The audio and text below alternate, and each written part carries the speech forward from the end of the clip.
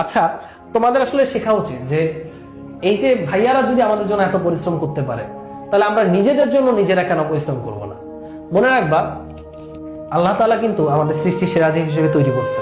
তারপরে তুমি চাইলে পারবা না এমন কোনো কাজ নাই। কারণ তুমি বলতে পারো, ভাই আমার ভাগ্যে এটা লেখা ছিল। মনে রেখে একটা কথা, যে এই ভাগ্যে লেখা ছিল ব্যাপারটা আসলে এমন না। ব্যাপারটা হচ্ছে তুমি যা করতেছো তার ফলাফলই তুমি পাবা। তুমি যদি চাও যে না, আই উইল চেঞ্জ মাই ফেট, এবং আমি সেটা চেঞ্জ করব আমার পরিশ্রম দ্বারা, তখন দেখবা তোমার তকদিরও চেঞ্জ হয়ে গেছে। তুমি অবশ্যই ভালো কিছু করতে পারবা।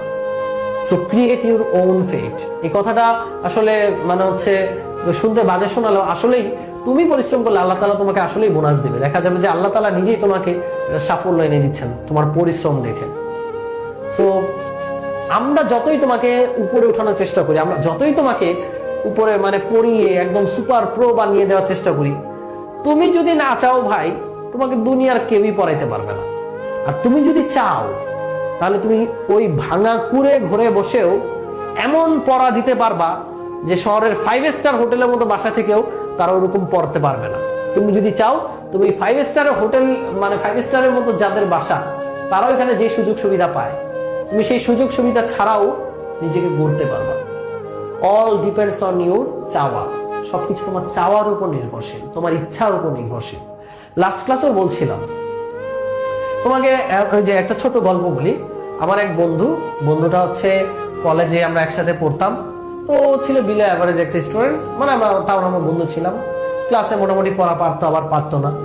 তো সে এইচএসসি এক্সামে আমাদের ক্লাসের 65 জনের মধ্যে আমরা সেবার 60 জন মানে 60 জন A+ পাই। তো ওর আশানুরূপ রেজাল্ট করতে পারে না, ও পাইছে হচ্ছে 4.5 এর উপরে। ও ভাবছিল অন্তত তো ভাই জিপিএ 5 এর ধারে কাছে যেতে পারবে, কারণ এত মানুষ জিপিএ 5 পেয়েছে, ও তো পাবে নাকি। এসএসসি তে জিপিএ 5 ছিল, তো জিপিএ 5 তো পাই নাই, 4.9ও পাই নাই, সে পাইছে 4.5+। তাকে তারপরে সে কান্নাকাটি শুরু করছে যে বাসায় গেলে তাকে বকবে। তো আমরা তার বাসায় নিয়ে গেলাম। বাসায় যাওয়ার পর ওর বড় ভাই, ওরা একটু নিম্ন মধ্যবিত্ত ফ্যামিলির, তোর বড় ভাই গ্যারেজে চাকরি করে, গ্যারেজে কাজ করে, বাসের যে গ্যারেজ গুলো আছে ওখানে মিস্ত্রির কাজ করে। তোর বড় ভাইও বলতেছে, তোর যে রেজাল্ট আসছে, তোরে কালকে থেকে আমি গ্যারেজে নিয়ে যাবো, তোর পড়াশোনার দরকার নেই, কারণ প্রাইভেট ভার্সিটিতে পড়ানোর মতো টাকা আমাদের কাছে নাই, তোকে গ্যারেজে নিয়ে যাবো, গ্যারেজে কাজ করবি। তো ও খুব কষ্ট পাইছে, ও খুব হতাশায় ছিল। তো আমরা বুঝা শোনায় দিয়া রাতের বেলা আসছি বাসায়, এসে আমি ওকে ফোন দিছি, কিরে কি অবস্থা? ও বলতেছে যে ঠিক আছে, সব ঠিকঠাক আছে, ভাল লাগতেছে না আমার, আমি একটু, আমার ফ্যামিলি মন খারাপ, আমার একটু হতাশ লাগতেছে, এটা বলে ফোনটা রেখে দিছি। এরপর অ্যাডমিশন সিজন, আমরা পড়াশোনা শুরু করছি, পড়তেছি। আর ওর খবর তেমন নেওয়া হয়নি। তো ঢাকা ইউনিভার্সিটিতে যখন এক্সাম হয়, তখন ওর সাথে একবার কথা হইলো যে এক্সাম কেমন দিছিস? বলছে ভালো দেই নেই। পরে ফোন দিলাম রেজাল্টের দিন, ওর চান্স আসেনি, ওর ঢাকা ভার্সিটিতে চান্স পায় নাই। তো মেরিটের বাইরে কোনো কিছুই আসে না, ও 4.5 চান্স পায় নাই। তো আবার অনেকদিন চলে গেল, ওর সাথে কথা নাই। হুট করে দেখি সে আমাকে মেসেজ দিছে সাস্টের রেজাল্টের পর। SUST Shahjalal university of science and technology, সে শাহজালাল ইউনিভার্সিটিতে 34তম হয়েছে, 34তম। Can you imagine that? আমাদের সবাই সাস্ট একটা ড্রিম ছিল, এখন হয়তো গুচ্ছ করে অনেকের মনে হতে পারে যে ভাই সাস্ট কেমন কি জানি না, বাট আমাদের 2015 সালে সাস্ট স্টুডেন্টদের একটা ড্রিম ছিল যে সাস্টে সিএসসি করবে। কারণ তখন সাস্টে সিএসসি থেকে ম্যাক্সিমাম স্টুডেন্ট দেখতাম বাংলাদেশ থেকে গুগলে যাচ্ছে। তো সাস্ট একটা আসলে ড্রিম ছিল। ওইখানে সে 34তম হয়েছে, 34তম। তারপর সে সিএসসি নিয়ে পড়ে এখন সে ইন্ডিয়ান একটা টেক কোম্পানিতে আছে। তো তার সাথে আমার পরবর্তীতে কথা হওয়ার পর যেটা বুঝলাম, সে যখন হতাশ ছিল ঢাকা ভার্সিটির এক্সাম, সে তো রেজাল্টের পর হতাশ ছিলই 4.5 পর। এরপর যখন ঢাকা ভার্সিটি এক্সাম দিল, তখন সে যখন ধারে কাছে নাই কারো, আমি যখন চান্স পেলাম, সে আরো হতাশায় ডুবে গেল। হয়তো তার বাসা থেকে অনেক কথাবার্তা বলা হয়েছে তাকে যে গ্যারেজে কাজ করা, আর কোথাও দিতে হবে না। বাট আলটিমেটলি সে এই হতাশাকে শক্তিতে রূপান্তর করছে।